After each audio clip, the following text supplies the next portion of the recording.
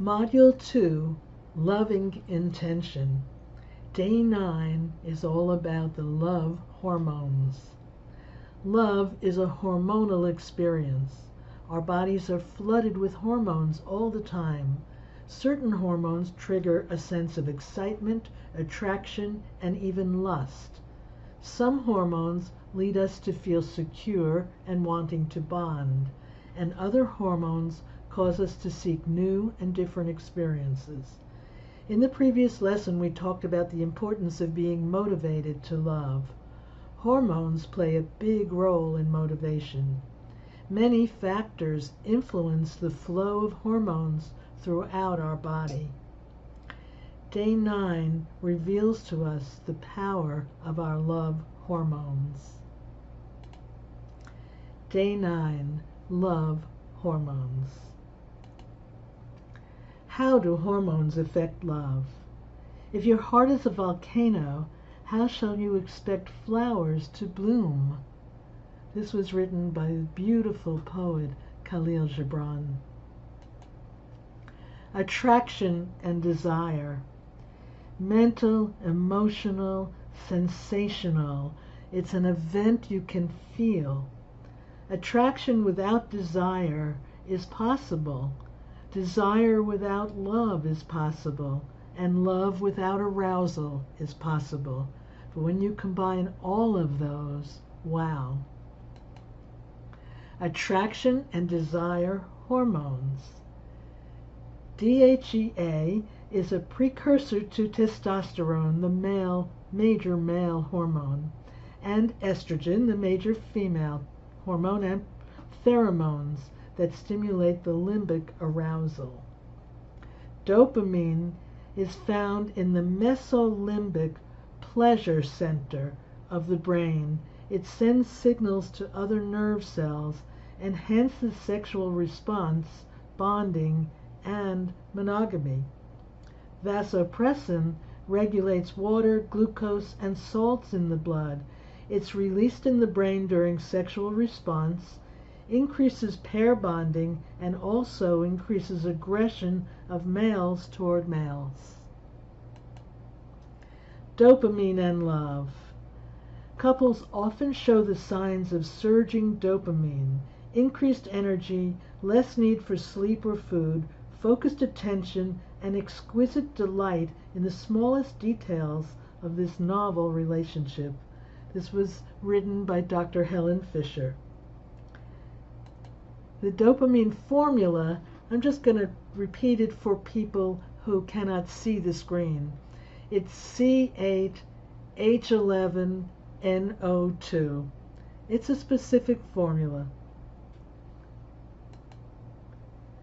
Dopamine surges, such things as love at first sight, a new hard-to-get partner, quick energy food, hot, spicy sugar, chocolate, coffee, listening to exciting music, touching cold or hot or sharp surface or a particularly smooth surface, or someone's body that has a certain texture that you like, looking at bright colors, viewing animals and scenery or touching animals, risk-taking, surprises, and exercise. All of that helps dopamine to surge in your body. So if your relationship is feeling dull, try something different. Add a dopamine stimulation. Dopamine and prolactin. Dopamine is the feel-good hormone, activates the reward center in the brain, increases attention, elation, boldness, temporary desire to explore the world and to take risks. The effect is similar to cocaine, and it can be addictive. When dopamine wears off, however, prolactin is released, causing the opposite, a sense of depletion, irritability, even depression. Avoid the highs and lows of high prolactin and low dopamine. When prolactin is high, dopamine is low. Don't vent on your partner after sex. Try non-orgasmic sex or delayed orgasm. This keeps you in that state of dopamine. Don't consummate affection immediately. This is real important for a single person wanting to entice another person to start to get to know you better and love you and create a relationship. Give a little distance. Don't consummate the affection so quickly. Maintain a certain amount of tension, distance, and novelty. You notice that all the time in movies. When you see somebody, they're attracted to another person and somehow they can't get together. It's not appropriate. It's the wrong family, the wrong job, something isn't right, and they have to struggle to meet each other. That builds up the dopamine. The arousal hormones. Estrogen, also estrogen, oestrogen, from the Greek oestros, meaning verve or inspiration, or sexual passion and desire. Too much estrogen can decrease desire. Progesterone is produced in high amounts in the ovaries of women from puberty to menopause. It balances the estrogen so that oxytocin can be high, and oxytocin is the bonding hormone. Testosterone, secreted by the testicles of males, is 7 to 8 times more than what is secreted by the ovaries of females, the threshold level needed for arousal. But when women become more masculine, like working in a job where they are a boss and they've got masculine qualities, their testosterone level increases and their estrogen decreases. Choline transfers sexual arousal messages to the genital arteries and releases nitrous oxide, which is necessary for penile erection and for clitoris swelling. Epinephrine and norepinephrine, the stress hormones, increase during sexual activity. But what's interesting, to really create arousal, you need to not have so much stress going on, but to be relaxed. Your body needs to feel relaxed and in a parasympathetic state of mind in order for the blood to flow. And then later on, as you continue to be aroused, the epinephrine and norepinephrine take over. Testosterone, the formula for it is C19H28O2. Testosterone and arousal. In women, when ejaculated semen meets the cervical wall in the woman's vagina, testosterone, endorphins, and oxytocin increase. It makes women more friendly. In men, after orgasm during intercourse, endorphins, oxytocin increase and create feelings of love, desire, and paternal care. Oxytocin levels match female levels. Only then makes men start to become more competitive once that has happened. Testosterone and love. Falling in love decreases men's testosterone levels. It increases women's testosterone levels. After the honeymoon phase, which is from about 1 to 3 years, the testosterone changes stop. Marriage, commitment, fatherhood tend to decrease testosterone in men. And that's why men feel that and they don't know what to do about it. Testosterone and relationships. Men who produce less testosterone are more likely to be in a relationship or to be married. They tend to be less aggressive, more cooperative. The men who produce more testosterone are more likely to have affairs and to get divorced. So testosterone levels for men don't require the physical presence of a partner. Testosterone levels for women are lower if the partner is in the same city and higher if the partner is in a long-distance relationship. So these are just some stats about hormones that none of us realize, but it's affecting us, the way we react, and our relationships. So the more you can know about it, the better off you can be. You can understand so much more. Orgasm and post-orgasm lead to a tendency toward bonding. An important hormone is PEA, phenethylamine. I don't think I said it right. It's an amphetamine-like stimulant that spikes at orgasm and ovulation and mediates feelings of romance and love. Oxytocin is known as the cuddle hormone that spikes at orgasm and facilitates attraction, touch sensation, and bonding. Oxytocin receptors facilitate monogamy. Prolactin is released after orgasm to give the body a rest. It inhibits appetite, desire, arousal, and orgasm. Then it leads to a sense of depletion, irritability, and depression. So that's really interesting. It builds up, you're all psyched, and you have this beautiful sexual experience, but afterwards you can have a sense of depletion, even irritability and depression. That particularly happens to people, particularly men, watching pornography. They have this build-up, but afterwards they can have mixed feelings, and some of it is guilt and embarrassment or whatever else it is. But a lot of it is just a hormonal reaction. And then there are serotonins. They create relaxing, dreaming, sense of afterglow and better sleep. And endorphins are released, and these are the feel-good hormones. They relieve pain, stimulate the immune system. So a sexual encounter, especially when you feel love toward that person, stimulates all of these hormones. It's a hormonal experience. The formula for serotonin is C10H12N2O. Detachment hurts.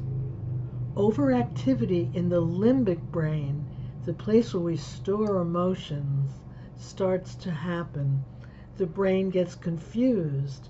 You expect to see, hear, feel, and touch this person that you have given so much love and desire and lust toward, and you have low serotonin.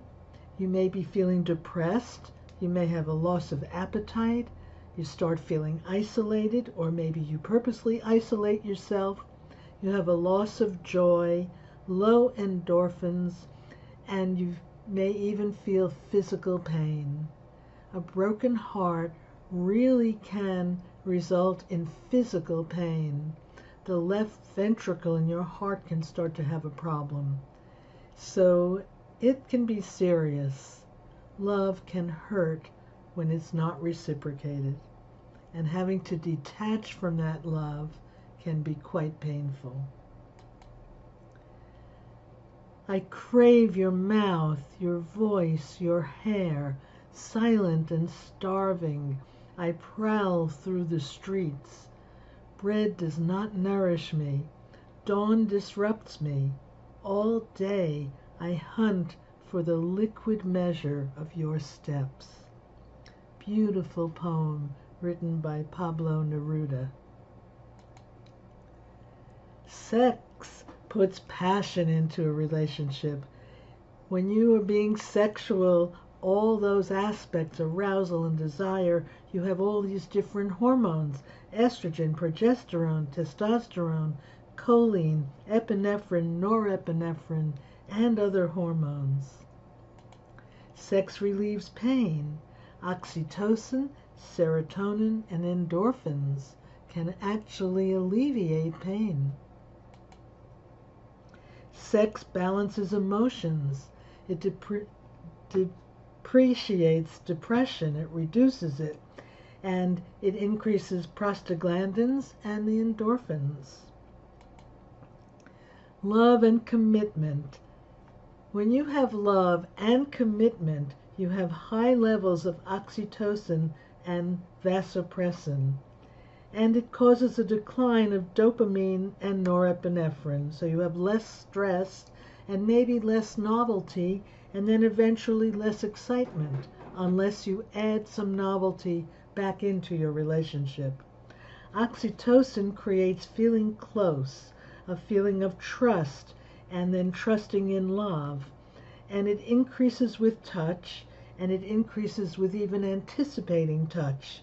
So that's a very important factor, to add a little bit of anticipation. Not be so available as a single person. Maybe don't jump in and give your affection so quickly. Let it be anticipated. Let the hormones build up in the other person and in yourself. Oxytocin increases during sexual activity, peaks at orgasm, and stays elevated for a while. And what that does is it actually causes a kind of amnesia effect, where temporarily you forget whatever you've been very upset about emotionally. So that's why when you have a really bad fight, if you become sexual afterwards, it can help you to forget about why you were fighting. So it can be very confusing in a love relationship with someone who's not emotionally balanced, because they can get so crazy, but then they get sweet and affectionate and turned on, and your sexual hormones start flowing. So it can be confusing, or it can be wonderful and beautiful. Another hormone that comes out is vasopressin. It regulates sexual persistence, assertiveness, dominance, territory marking, which can be a wonderful feeling when you're in a committed relationship with someone. So trust, bonding, and sharing to build a lasting relationship. Love has nothing to do with what you are expecting to get, only with what you are expecting to give, which is everything. This was written by Katharine Hepburn, famous actress. These 30-day love lessons are serious and life-changing. You will see amazing results if you seriously intend to expand your loving and love fearlessly and openly. Join the Facebook group, introduce yourself, share your dream of love, give and receive loving support, and stop by to leave comments on each of the lessons. As we close, remember, start each day focused on love. Ask in every moment, what would love do now? And always remember to also ask, what would love do now for me? End each day reviewing the power of your love, the ways you turned away from love, shared your love freely, and felt loved by others. The love pledge. Say this love pledge every day, and you will see some big changes happen. Every day I develop greater awareness and communication, acceptance and forgiveness, compassion and tenderness, love, trust, and respect for myself and for others. Love agenda for today. In your Love Habits journal, write about how my hormones affect my love. How have your hormones affected love, your capacity to love, the way you respond to love, and how have the hormones of the people around you affected you? What can you do to balance your hormones? Share about your love hormones in the Facebook group. And the references for today, the main ones, are by Dr. Helen Fisher. She wrote the book Why We Love, The Nature and Chemistry of Romantic Love. And it is a chemistry. I've just revealed so many different hormones flowing throughout your body. And Daniel Amen, MD, talks about sex on the brain, 12 lessons to enhance your love life. Thank you so much for participating in these lessons, and I look forward to sharing with you again in the next lesson.